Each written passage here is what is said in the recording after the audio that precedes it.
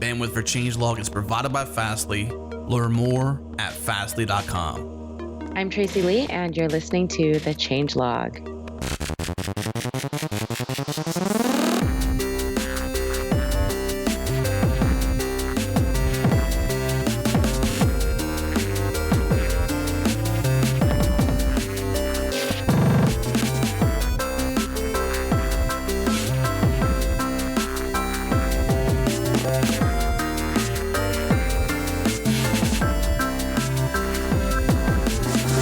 Welcome back, everyone. This is The Changelog, and I'm your host, Adam Stacoviak. This is episode 244, and today on the show, we're talking to Tracy Lee, serial entrepreneur, JavaScript developer, and co-founder of This.Labs. We talked to Tracy about learning JavaScript, the ins and outs of her road to get to where she's at today, breaking into the JS community, and the fun cruise, workshops, and conference she's working on for the JS community.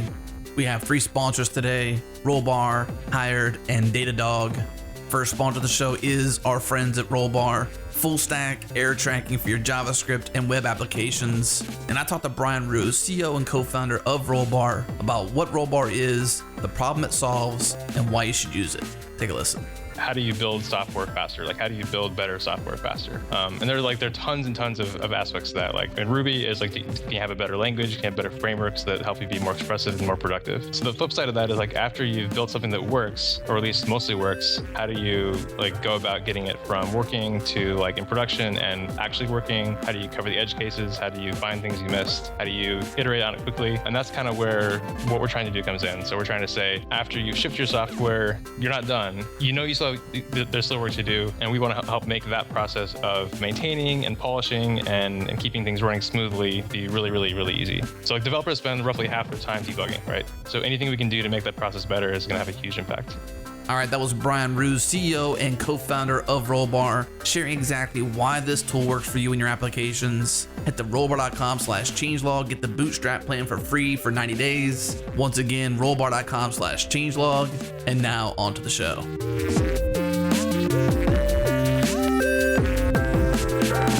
We're back. We got Tracy Lee joining us today, talking about learning JavaScript, the JavaScript community, and all that and in between. Jared, we actually have a new show people may not know about yet called JS Party. We do. It's a live show. It's our second live show. Records every Friday at 3 p.m. U.S. Eastern Time.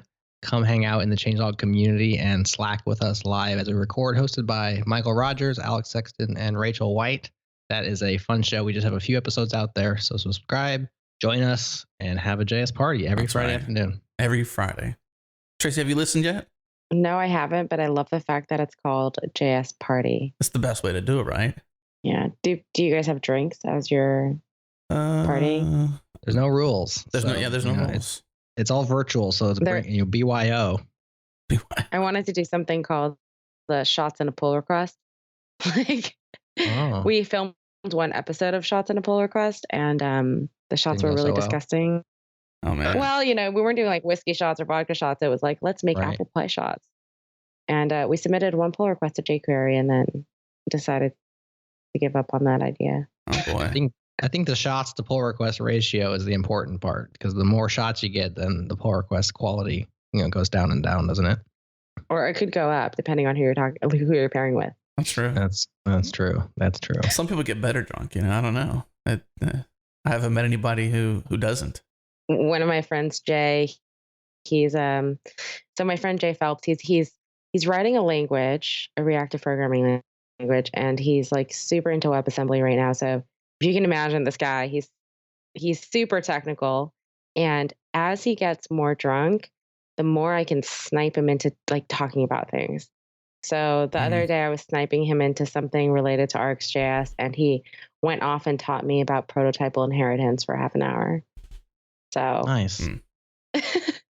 Well, different strokes for different folks, I guess. You get him a little bit buzzed, and he teaches you JavaScript. That's excellent. It'd be amazing to see him on a date. Let's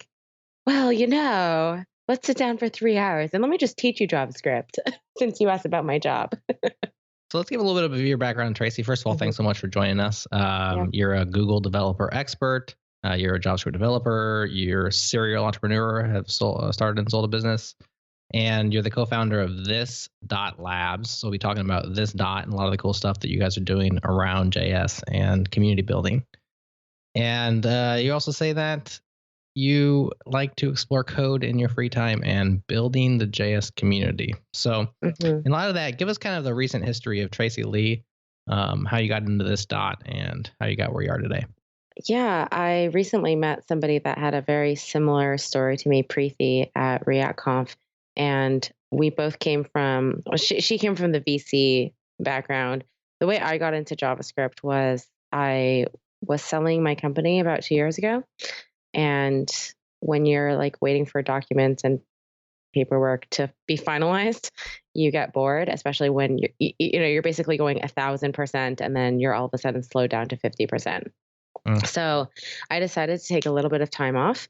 I took 3 weeks off, did a week of JavaScript, a week of HTML, a week of CSS, a week of JavaScript. And then I couldn't take it anymore. And then somebody stuck me on Ember. And I was like, whoa, this is great. And I just spent all my free time writing Ember apps and getting excited about JavaScript. So that was interesting. I did that for about a year. And after I sold my company, I started another company. I didn't really doing marketing. I didn't really want to do marketing. I was much more excited about spending my entire life coding. So I started hosting events, doing random things, right? Like I sort of had a little bit of freedom. I think after 8 years of pounding on something really hard, when you all of a sudden give yourself room to breathe, like anything's possible. Yeah. And then last year, about a year into my coding adventures with Ember, last year I got invited to NGConf. And it's actually kind of interesting, the framework communities and looking at how big they are. So if you look at Ember versus Angular, the community's huge. And Angular somehow just sucked me in, just really just took over my entire life last year. I was asked to be a Google developer expert. And as I was writing my, like, what do you actually do in Angular or like in Google, I realized that, I probably attended more than 4 conferences a month last year related to Angular and started speaking a lot about Angular related things. So yeah, all JavaScript. Okay. So basically, let me answer your real question. Because I did this and I started getting deep into JavaScript, I decided that I should probably be more of a useful human being. So I decided to start this Media and stick all the things I was doing together into one. And I co-founded it with my friend Taras, who's known as Ember Sherpa in the community. And we just sort of stuck both our companies together and said, hey, let's combine efforts and really bring awesome things to the JavaScript community. We're really passionate about helping people and just like, I think one of the great things is when you work for yourself, you can do what you want. Like you have more control of how you spend your hours. And so I'm very lucky to have a very understanding and passionate co-founder who allows me to spend most of my time playing around and trying to help out as many people as possible. And, you guys know about contributor days and this .javascript, and that's sort of how like my idea of helping the community manifests.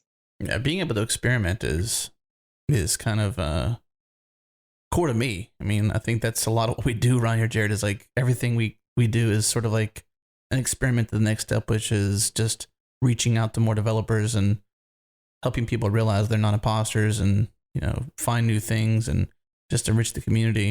And having that as an ability is priceless. You have to have that. Like JS Party, right? You just decided you want to have a JavaScript party. Well, it was kind of like that. Yeah. To some degree. There's several months in there of it, but the idea had been there for quite a while. And it got to a point where we were just like, with Michael Rogers behind the scenes talking about what could be.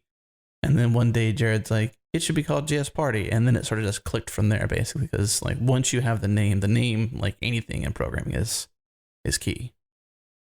It's kind of an interesting, like talking about just sticking things out there or just doing things and then iterating from there. Whether it's an open source project or whether it's just bringing community together, right? Like, I think one of the hardest things for people to do is just do it. And, if you fail, it's fine. You live again. It's almost like people need permission to start, because like you said there, just do it. It's the same thing as starting, but some people they kind of get this imposter syndrome or this paralysis, like, I'm not good enough to do that, or people won't possibly listen to me, or I could never, or whatever they tell themselves to just not do it. And sometimes people just need to hear from somebody else, like, you should do that thing. And maybe that's what you did with this .media. Yeah, it was. I was having a conversation with Michael Jackson, who created React Router v4, and they just did a really big release and made a lot of pretty significant changes. But we were talking about, this idea of, they were working on it for so long and they were continuously making improvements. And it's so easy to say, there's just one more thing. There's just one more thing. There's just one more thing. And at some point you just have to realize that you're just giving yourself an excuse to not release something or do something, and you should just do it. We know that feeling, right, Jared? Yeah, we got to remind ourselves of that all the time. Are you looking at our playbook or something? And you're like, hey, this is the inspirational conversation to get you guys to release that thing that you're going to release next week. Oh gosh, right. There's so much. We have big plans, and I think the mantra that we speak to ourselves every time we feel like we have to go faster, is to slow down. Yep. Because sure, everybody wants to go super fast. Everybody wants to do all the things, right? Everything right now, instant gratification. But at the end of the day, it's slow and steady wins the race. And that's what we live by. Yeah. Which sounds actually kind of opposite of what we're saying. Like, just ship it. Just put it out there. Just do it. And internally, we're telling ourselves slow and steady wins the race, because we've already decided that we're doing the next thing. We're pushing forward. We've already given ourselves the permission to launch or to start. And now it's don't get overwhelmed with the perfection side. Perfect is the enemy of good, is the old saying, and it's so true. And Adam and I can both go down rabbit holes where one or both of us have led us down slower routes or worse routes because we're shooting for perfect. I'm thinking specifically of our transcripts, which still aren't on the website, because I have geez, you gotta out yourself. I have huge plans for our transcripts, which for the audience sake and for you, Tracy, we have all of our episodes get transcribed, and like we every have one of them. Yeah, like every single one. And we pay for someone to do a really good job of transcribing our episodes, and we haven't done anything with it yet because I haven't integrated it into our CMS on our website. Why? Because I have this perfect plan. It's going to be so awesome. And secretly behind the scenes, I'm saying, just ship it.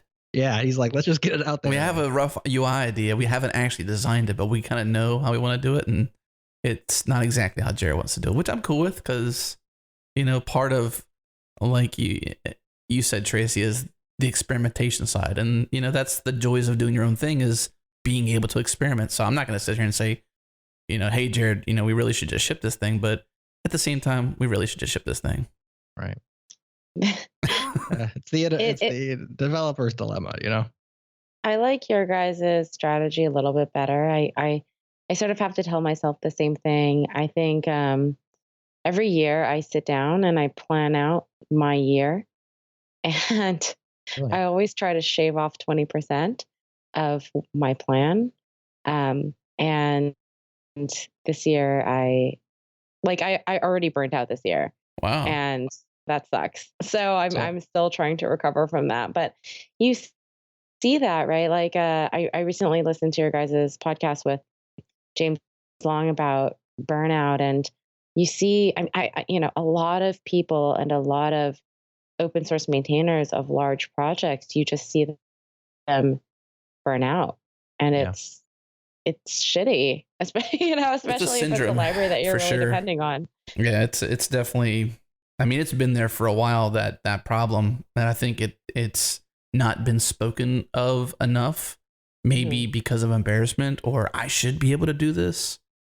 But right. I mean, that's a whole separate topic. But yeah, I mean, I'm curious to know what it's mid-March, right? Basically, and you've burnt out in quarter one. What happened there? Yeah, what does that look like? Well, yeah, it looks like me sleeping for 2 weeks. And sometimes that's okay too. Like, just like you said before, Yeah. permission to start. Permission to sleep. Sometimes you also need permission to stop. Absolutely. My sister always says, be gentle with yourself. Like, that's my constant thing in my head. Be gentle with yourself. But I think it's because I really like to, some people are sprinters and then some people are marathon runners. I'm trying to be a better marathon runner. Mm. And I think you forget sometimes when you start a business that, especially as a serial entrepreneur, that like, this is fine. It's going to be chill this time, but it really isn't. Some of the biggest things for me this year were one of the things that I got really excited about last year was putting together this idea of this .javascript. I felt like, I guess the problem I was trying to solve was that I saw a lot of angst in the open source communities and the different framework communities, specifically on not feeling like they're knowing what's happening with the different frameworks.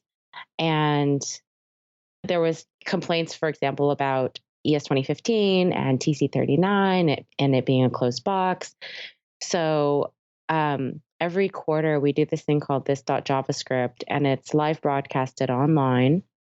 And it's different people who are core maintainers doing 10 minutes of just an update of, hey, this is what's happening. And it's also kind of interesting because when you talk to the core maintainers about this .javascript, in January they were fine doing it, but then you ask them to do a quarter later and they're like, dude, we don't have anything crazy to announce. It's not so much about that though, right? It's mainly about, it's a heartbeat.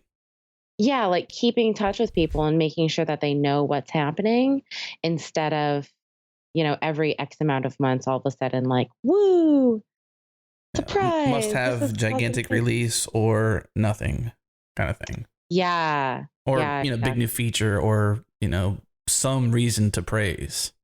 Yeah. Celebrate the small wins is what we need to do more often. And I think that's what you're saying. Yeah. And then we do this thing called JS Interactive. It was funny to me because this .javascript has, I think, over 20,000 views already on YouTube. And then JS Interactive, which is the more interesting one, has maybe 3,000 or so. Mm. And that's a month later, we do this interactive panel where we bring everybody else back. And then anybody can ask any questions. And I mean, we had like 550 people attend live for this .javascript, and then about 300 people attend for JS Interactive. And I was so confused, right? Because that's really the cool stuff. Like the fact that you can ask Mishko, who created Angular, anything you want, or Dan Abramov, anything you want. Like, I think that's something really special. And that's kind of what I'm trying to do. Like, these people who are doing cool things in the community are also just people, and it's okay. You can talk to them. They're not scary. It'll be fine. Yeah. Something that I try to encourage. Well, one thing we want to ask you about, Tracy, is especially learning now that you have learned JavaScript over the last few years after selling your startup. So you're fresh to learning JS, and I myself kind of learned it slowly over years of just doing web development and out of necessity. And there's a lot of people who are wanting to learn it, whether they're breaking into programming as a profession or as a hobby, or in the case of probably many of our listeners, they're coming from a different language or a different skill set inside of software development and are interested in JS because of the ubiquity of it and the opportunities there. So we want to ask you about learning JS, kind of have a conversation around like, where does somebody start? How do you keep up these days? So on and so forth. But we're going to take our first break and we'll talk about that right after this. Hey friends, I'm dropping the background music on this break because I want you to completely focus on what I'm about to tell you. I want to tell you about our friends at Hired. We've been hearing lots of great things about them and their process to help developers find great jobs. So we reached out to them, and guess what? They were excited to work with us. And we partner with Hired because they're different. They're an intelligent talent matching platform for full-time and contract jobs in engineering, development, design, product management, and even data science. Here's how it works. Instead of endlessly applying to companies hoping for the best, Hired puts you in full control of when and how you connect with interesting opportunities. After you complete one simple application, top employers apply to hire you. Over a 4-week time frame, you'll receive personalized interview requests, upfront salary information, and all this will help you to make better, more informed decisions about your next steps towards the opportunities you like to pursue. And the best part is Hired is free. It won't cost you anything. Even better, they pay you to get hired.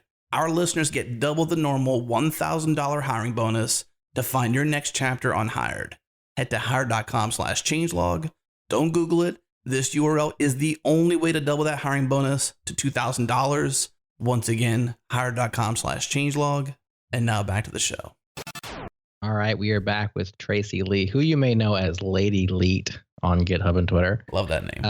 Yeah, great name. Unforgettable. Tracy, when it comes to learning JavaScript, things change very rapidly. They've changed since a couple of years ago. They probably changed six months ago. The language is moving. The frameworks are moving. The browsers are moving. So we kind of know where you started to a certain degree with Ember. But if you have someone who's new to programming, let's take it from that angle first. Like they're not just learning JavaScript, they're also learning programming, as many people are, especially with Stanford and many of the other universities are now even using JavaScript as their language of choice for like computer science 101 and stuff. What do you give advice, or what do you think about the best way to break into JS and the web in the first quarter of 2017?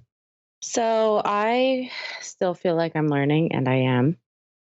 And because for my projects mainly and what I do, I don't do it full time.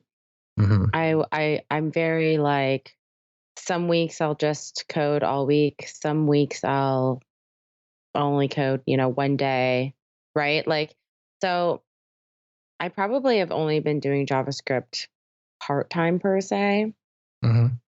When I learn, like right now I'm learning RxJS, and I am doing a lot of it.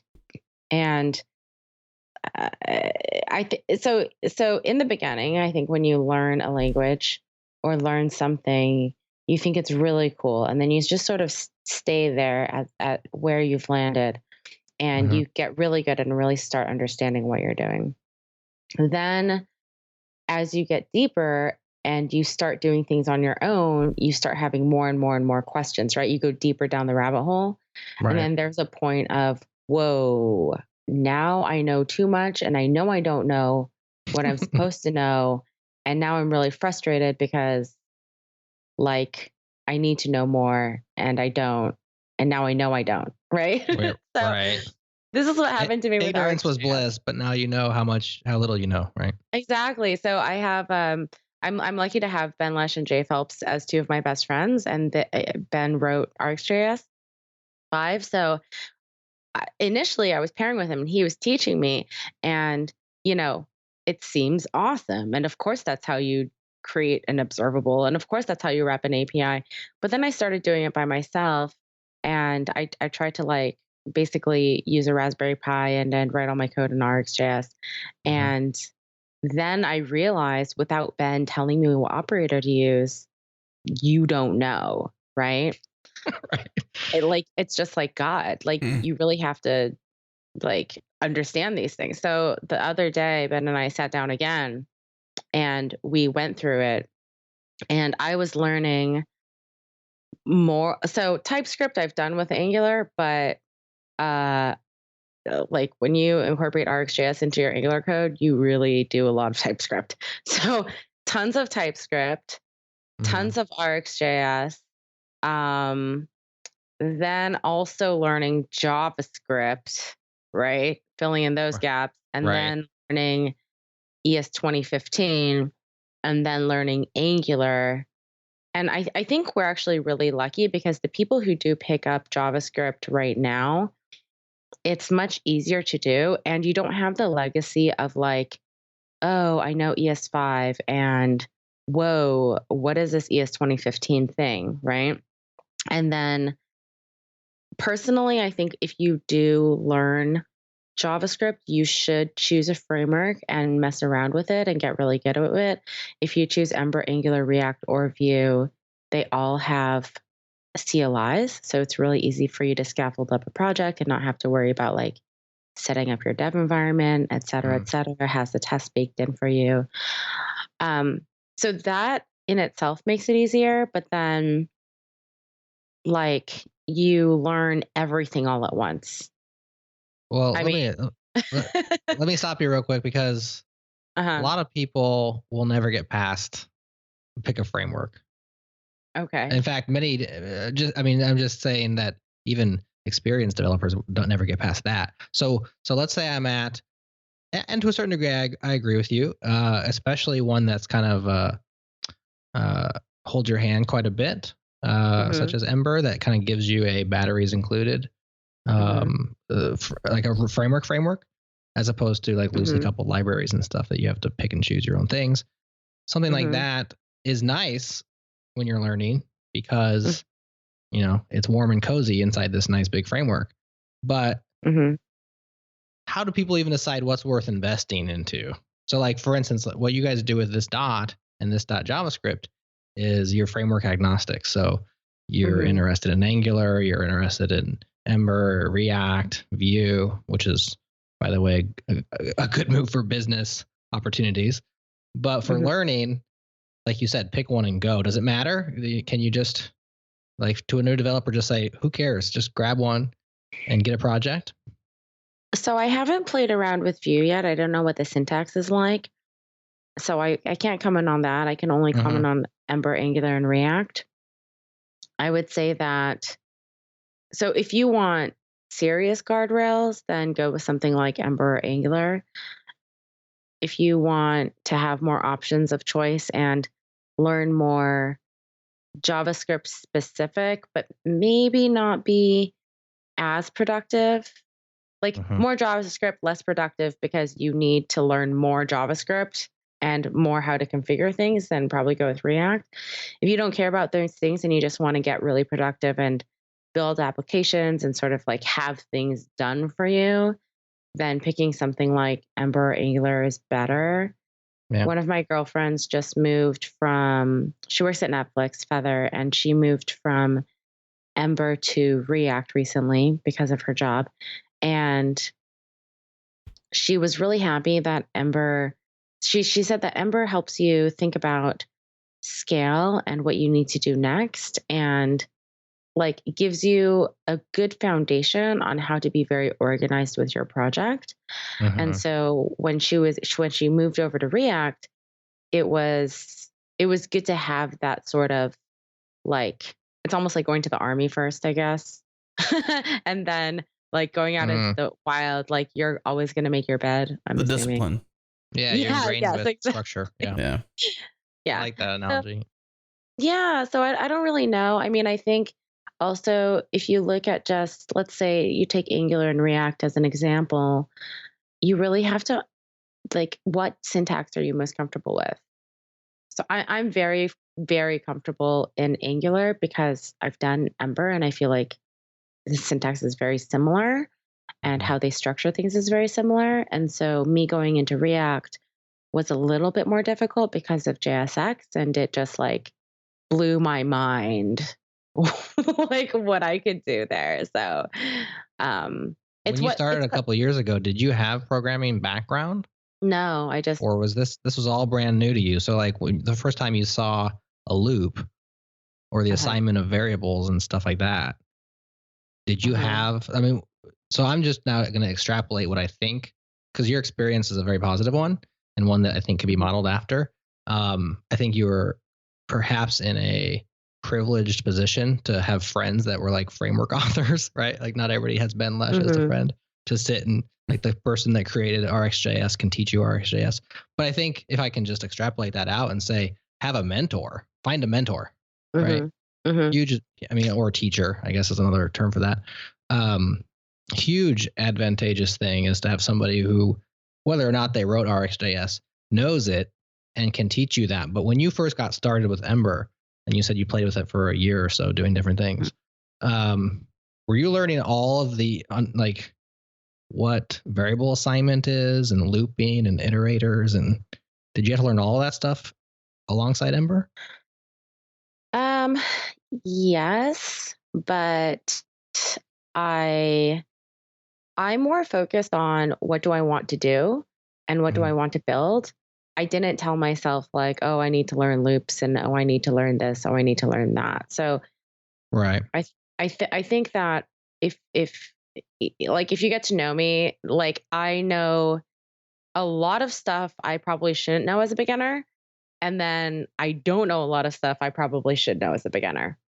But I think you just need to be comfortable with you're going to learn what you're going to learn. And you're like, everybody's going to have a very different experience on how they learn and what sticks and what doesn't.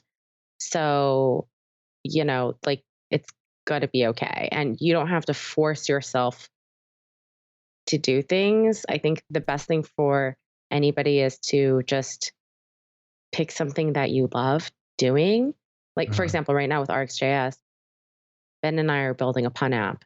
And so we've taken like the new Google recognition, image recognition API, and you can like hold up a banana, a real life banana, and it'll spit out banana puns to you. Like, nice. You just have to have like fun. I mean, what else are we going to build? Right. Whatever. But it's amusing and it's actually really interesting.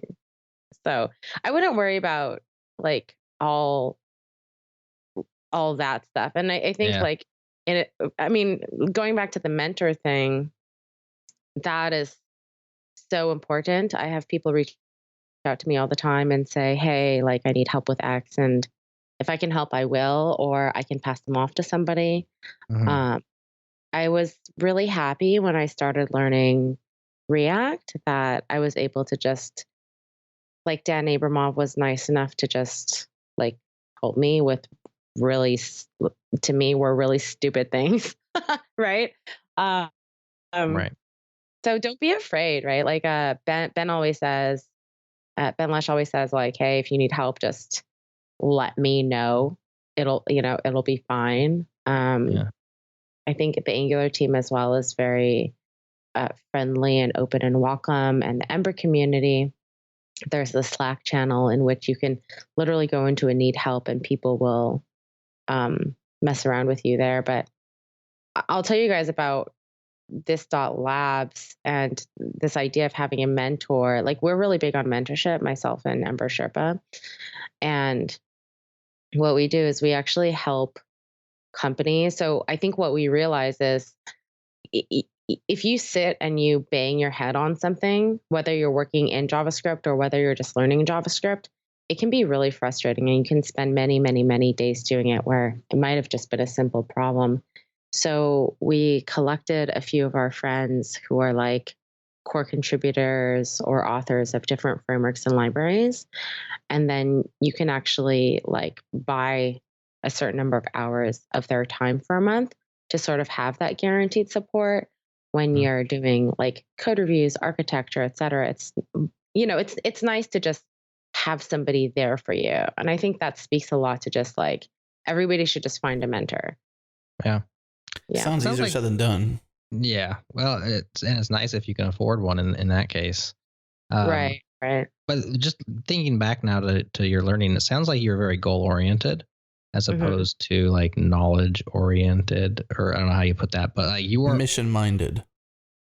Yeah. And so, and I think that's by the way, something that I tell people when they ask me questions about like learning how to program and all that, which is like, you have to have a goal.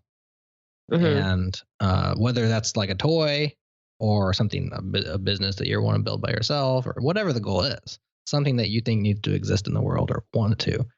And like I find that I learn things best when I'm learning them as a means to an end that I care about, but not as the end goal. Right.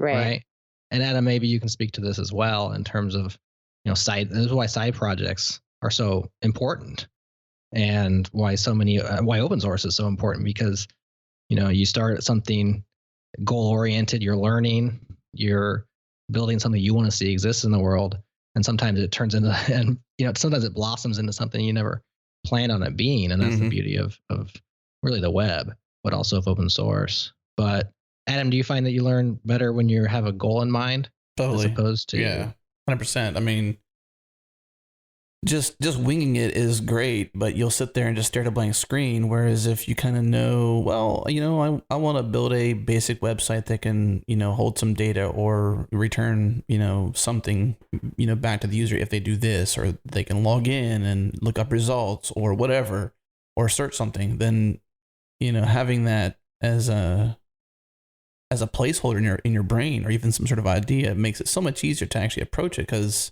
you're not just like looking at the language and thinking, okay, what could I do with it? It's more like, what do I want to do, and how can I make it do it? Right. This is another really big thing with a mentor, right? Like, a lot of people will come and say, hey, I really need help. And I'm like, okay, what do you need help with? I really want to learn JavaScript. Yeah, like, well, okay, I really want to learn JavaScript, but that's not actionable. If you're like, hey, I'm really trying to get, this RxJS to work with Raspberry Pi, which has been the thing I've been messing around with lately. Like, if you say that, then somebody who would want to help you can help you, because you have something they can help you with, right? Like, yeah. It also speaks to maybe your place on the path too, because learning JavaScript is such an open-ended thing to say. Well, okay, at what point are you? Are you brand new to the web? Like, you were on Facebook one day and you're like, there's this, I can actually make the web, let me do it, and somebody told me JavaScript is a place to start. Or are you a little further down the line and you know some HTML, a little CSS, roughly how the web works and things like that, and you're just further down that path. It speaks to where you're at. Yeah, I think also just people who are maybe backend developers or non-JavaScript developers, because of how JavaScript is these days and because of the tools that are out there, like the CLIs, it's amazing how easy it is for somebody to get started. And I think the experience a few years ago is very, very, very different from the experience now. Yeah, Tommy, speak to that around the CLIs. I know that Ember, built its own CLI, and it was a hit, and so the other frameworks kind of followed suit or were inspired by that and realized that's a great user experience, especially a first run experience. When they did that, there was a lot of pushback because there were things like Yeoman and I don't know what else, Grunt maybe at the time, like boilerplaters and code generators, and it's kind of like these generic tools that everybody else was using, but Ember built one specific to Ember. Tell us about the CLI landscape in JavaScript nowadays and why it's so awesome.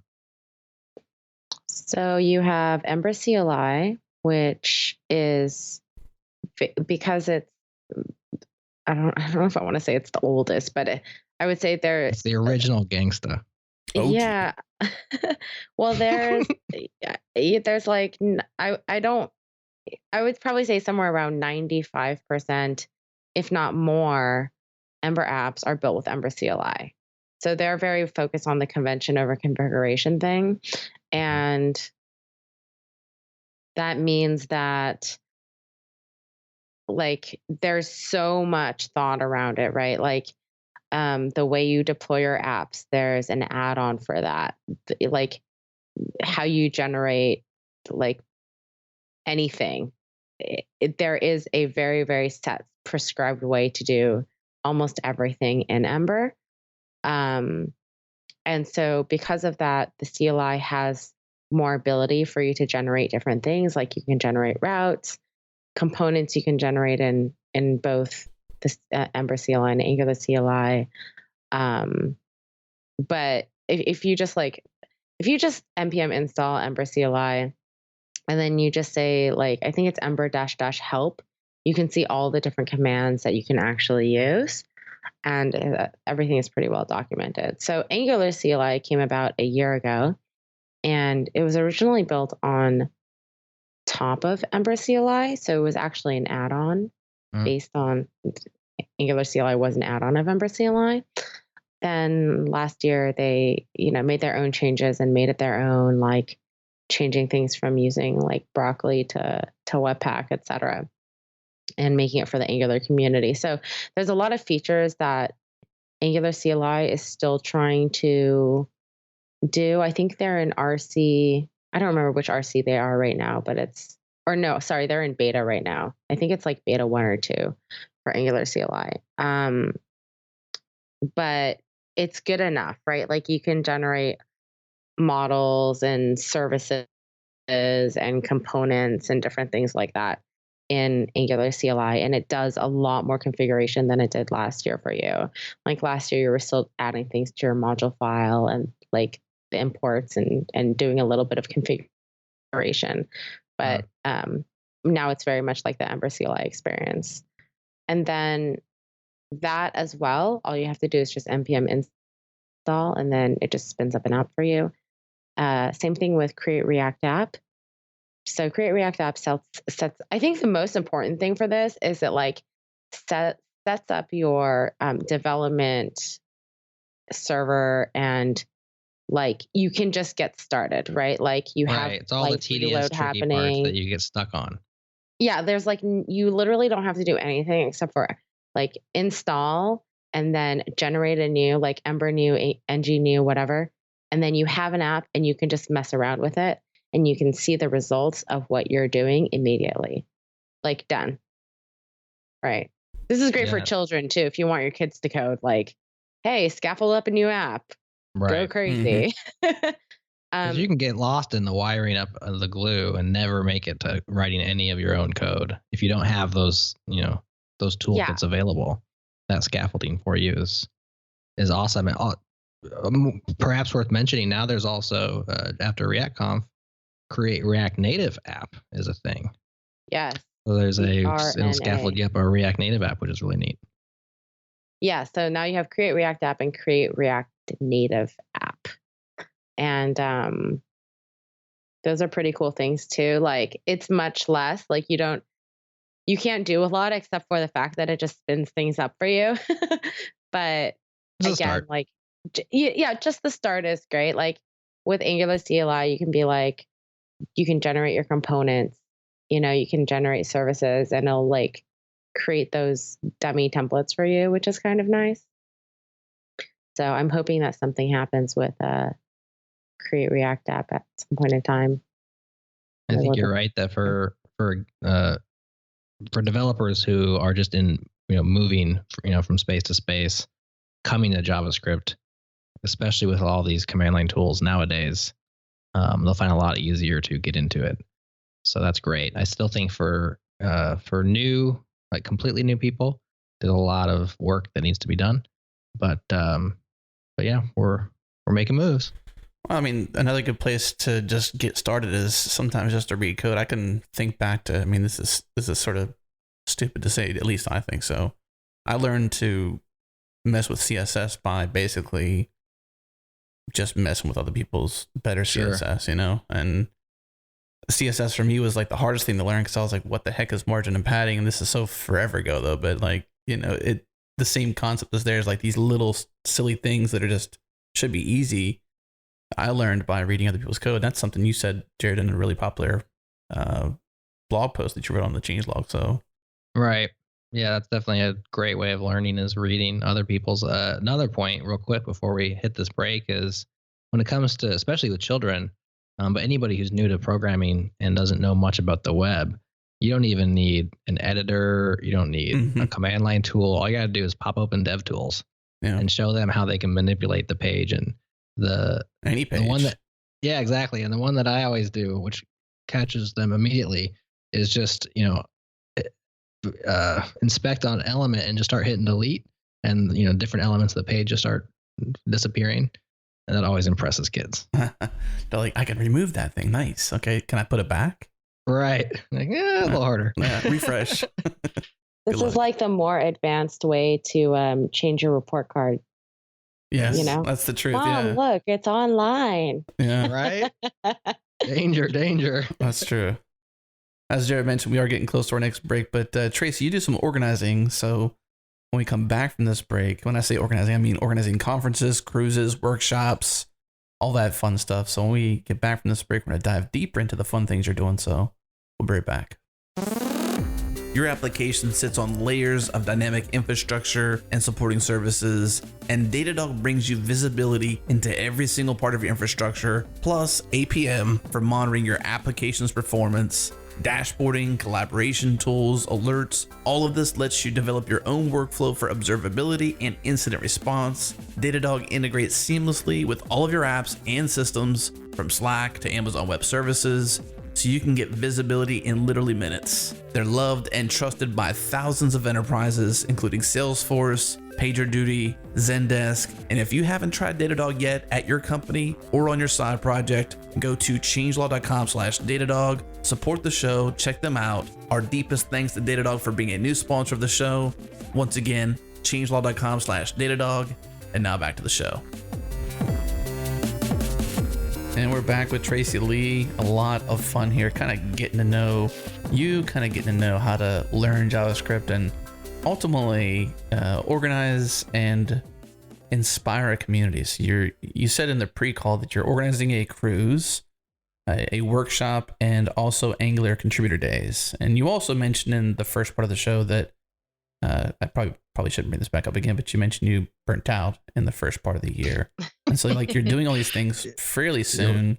You're rubbing it in, man. I don't mean to rub it in, but we all have to face the truth. Tell us about these things. Yeah. Well, okay, let me say one thing about burnout, because one of my friends, I feel like he needs to deal with this too. But if you're feeling stressed out or burnt out and you want to stop, you should just stop.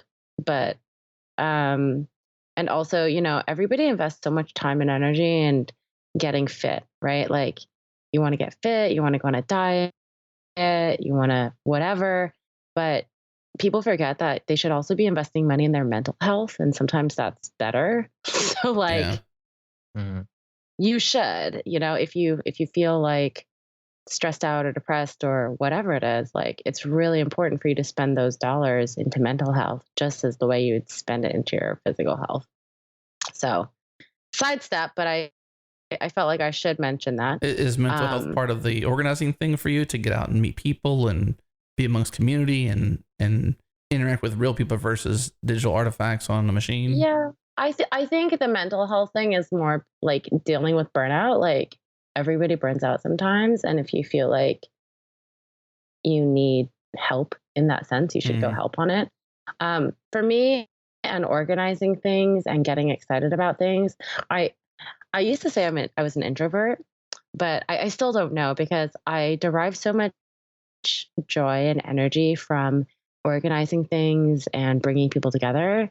But at the same time, I love just spending a week not talking to anybody except for on the internet. And I need that time. So I'm not really sure what I am, but I think everybody needs a level of solitude. I think that's what that probably means for you, because I'm the same way, where I love being with people, but I also, if I get a chance to I love my family, but if I get a chance to have a solo weekend just to sleep in or experiment or tinker or play video games or watch movies or whatever, I'm like, yes, that's cool. I love it. Doesn't happen often, but it's nice. So I organize, I'll talk to you guys about contributor days. You can go to contributordays.com and see what we've been doing there. We're just about to release the videos for ArcsJS contributor days. This came about because I wanted to help framework authors get together with customers, big customers of theirs, and also core contributors, stick them all in a room and try to help them be more productive. So with ArcsJS contributor days, we're doing that once a year. And it was really amazing what came out of it. You have people from the Angular core team coming. You had people from the Nuclide project at Facebook who use RxJS a lot. You had people from the Slack team come who uses it a lot. You had Mott Pawlowski, who was the original creator of RxJS, come. Andre Staltz from, Andre does so many things, but Cycle.js, I think, is what he's mostly known for, or Evan Yu from Vue.js. So sticking them all in a room and then just trying to figure out, like, all right, RxJS is Angular's only external dependency. So what are they concerned about? Like, what is the core team not addressing? We had a few beginners or teachers in the room, and it was like, okay, how can the core team actually make RxJS more attainable to learn, like more approachable, I think, to learn? Same thing with Angular contributor days. We're going to have Mishko Hevery, Igor Minar, Jules Kramer, and Stephen Fluen leading the charge on Angular contributor days.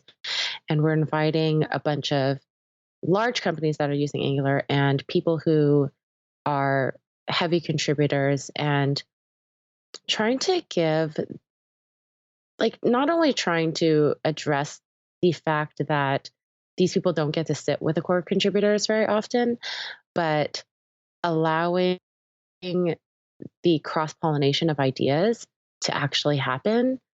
I think a lot of times in open source, like, one person's hacking on one thing, another person's hacking on another thing. And if you just get everybody together, you realize that maybe you're trying to solve the same problem.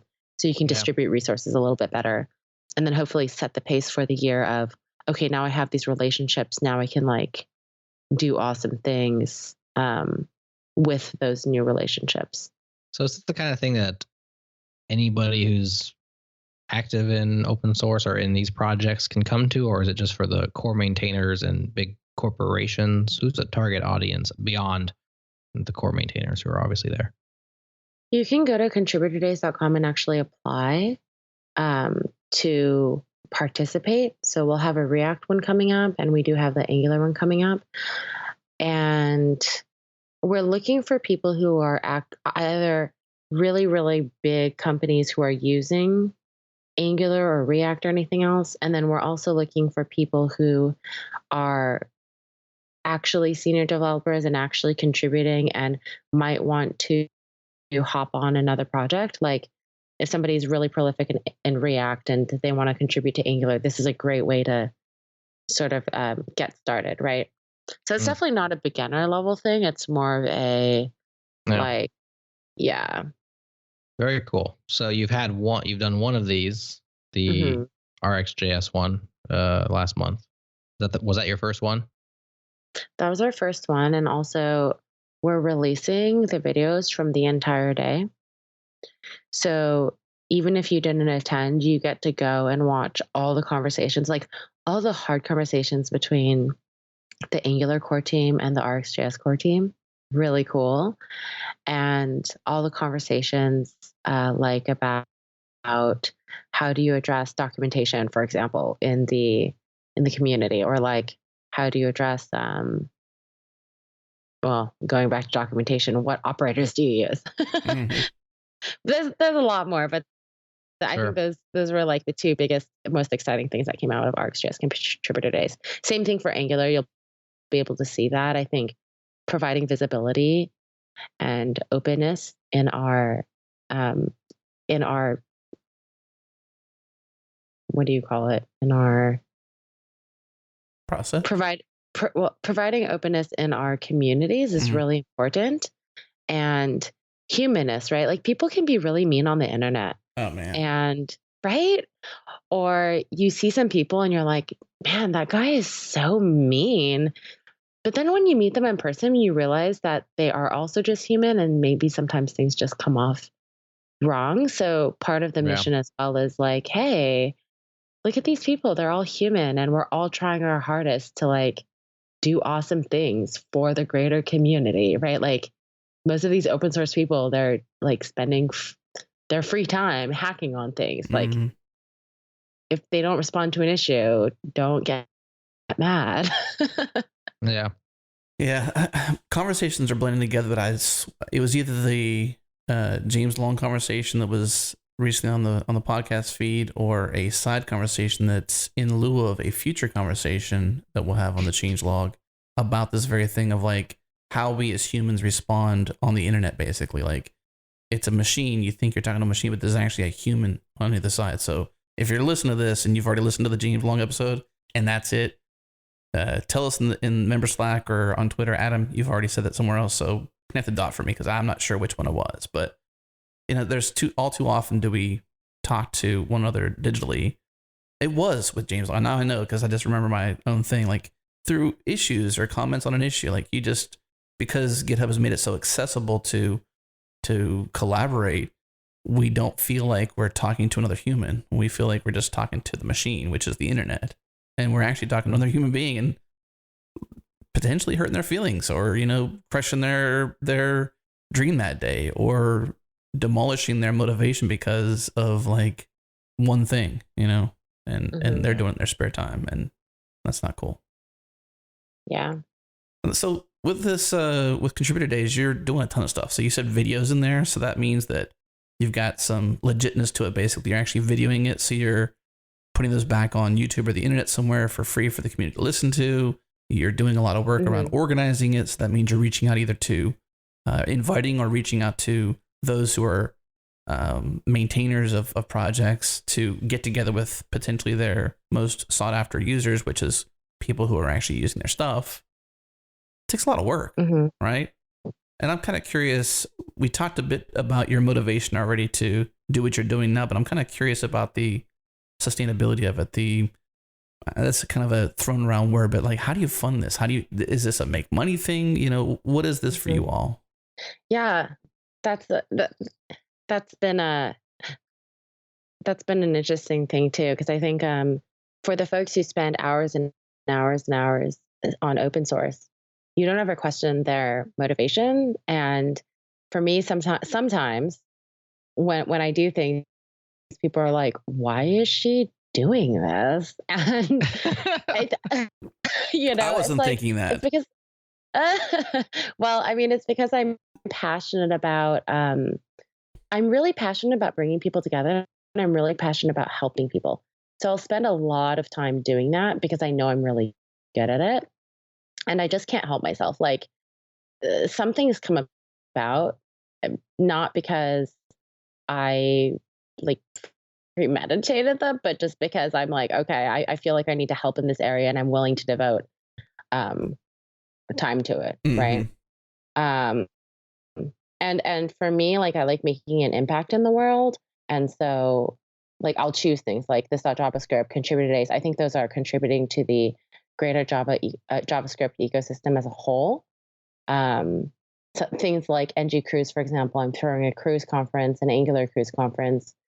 I think what it was end of May. So like May 29th, I think we leave Miami to cruise the Bahamas. Wow. And like I do those things because I was on a cruise last year and I said, hey, I should like hang out with a bunch of people and like, let's all go hack on a cruise. So we're doing that. And yeah, like it's fun. I mean, again, and with cruises, you also get those excursions. So you'll probably have like several days of boat time, and then you'll have like days of excursions off to Jamaica or, somewhere in the Caribbean. Or was that, you said you're leaving Miami, so I'm assuming Caribbean. We're doing the Caribbean, and I actually really hate the idea of being stuck on a boat. So every single day we dock on a port. Right. And every single day we have an excursion. So we do like a full day of conference or sometimes maybe 2 or 3 hours of conference.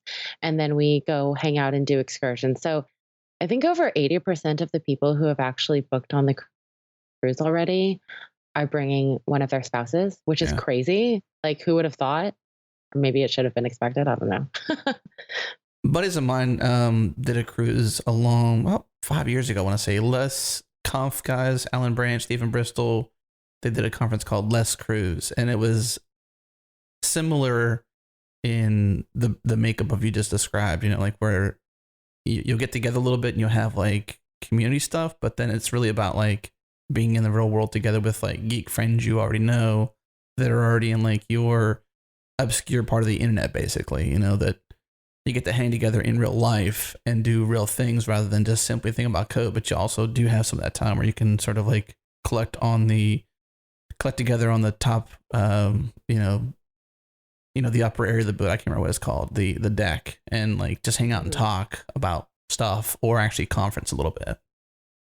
Yeah, okay, my favorite thing to do is get all my friends in a room, and then I love doing this at conferences. So like office hours, right? We're all hanging out, and I'm like, I was at NG Vikings, and my friend Wasim taught me how to use Angular and Polymer components together. And then my other friend taught me how to hook up like IoT and web Bluetooth with Angular. And then another friend taught me how to set up a real-time database with Firebase. And like there was one other pairing session, I can't remember what it was now, but I was literally, oh yeah, that's right, NativeScript. So my friend Sebastian taught me how to use NativeScript in Angular, and like I was able to do that in 2 hours. So, that's basically what the cruise is going to be like. You have all the speakers like Jeff Crossfit, Victor Savkin, Mike Brucky, who is like one of the main people for Angular CLI, Ben Lesh, RxJS. They're all getting on this cruise, and they can't really go anywhere. Yeah. You got them cornered. That's the best way to make it happen is by force, basically. Corner them with a smile. By force, the best way. Force pair with me. Yes, that's dash force. Yeah, that's a good way to do it for sure. Well, that sounds fun. What's the URL for the cruise? It's just ngcruise.com. ngcruise.com. All right, well, make sure we put those in the show notes for sure.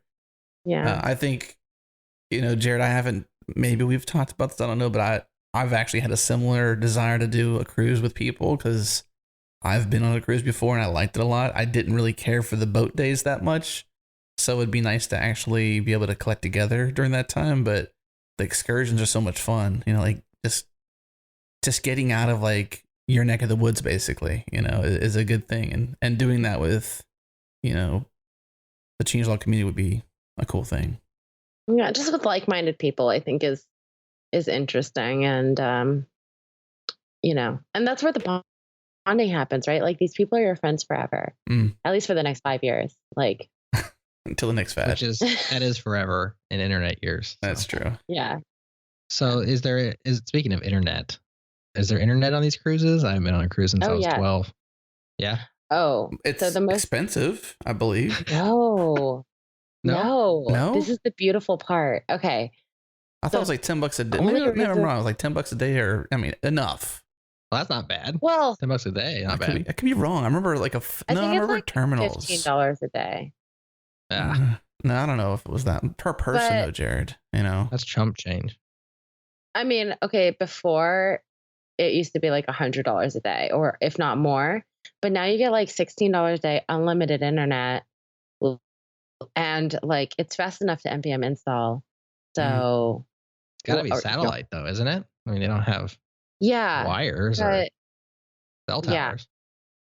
But it's good enough. Like it's good enough to where I feel comfortable being on a cruise with internet, and that was my biggest blocker for many years, right? Like running your own startup, you can't just leave, So I would not get on the cruise until last year, and I was like, oh man, I FaceTime for 5 hours. I mean, great way to spend time on a cruise. But yeah, I would expect there to be bad latency with satellite. No, it's really not bad. Cool. All right, fine, I'll go. You'll be there. All right, cool. You talked me into it. So it's ngcruise.com, is that right? Yes. Okay. We also have contributordays.com. We have this.co. So this dot is a word, and then .co. So that's the home of record for this.media. You're doing lots of fun stuff. You got what seems like a labs section, which we didn't talk about much, but then the media portion for this. But That's how we fund ourselves, by the way. We have clients. That's okay. So there you go. So it seemed consultancy, but I wasn't sure. Okay. Yeah. Cool. What else would you like to close on? I know we're getting ready to wrap up here. What closing advice do you want to share with the listening audience? I would say the biggest thing is just pick up, like install some CLI and then, start your server and check out just even how an app is scaffolded up, let's say in Angular, and test it around and just play with it. And Twitter is something that I think some people don't use, but if you need help or want to talk to people, literally everyone's on Twitter mostly. So if you just search like Angular on Twitter, or you just at me on Twitter and ask me for help, or anybody, like more than happy to start getting you integrated into the community and helping you get help wherever we can. So. And just do it, right? Yeah. And stop if you need to. You have to give Nike a quarter every time you say that, don't you?